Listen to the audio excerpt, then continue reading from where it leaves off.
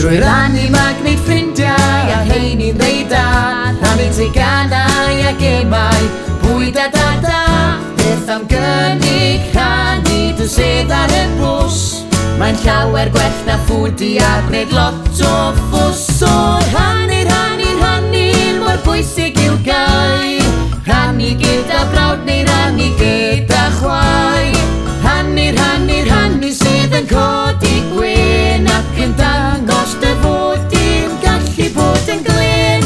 Rhannu yn y dosbarth neu gartre yn y tŷ, mor hyfryd i'w cael rhannu a chwarae da ti.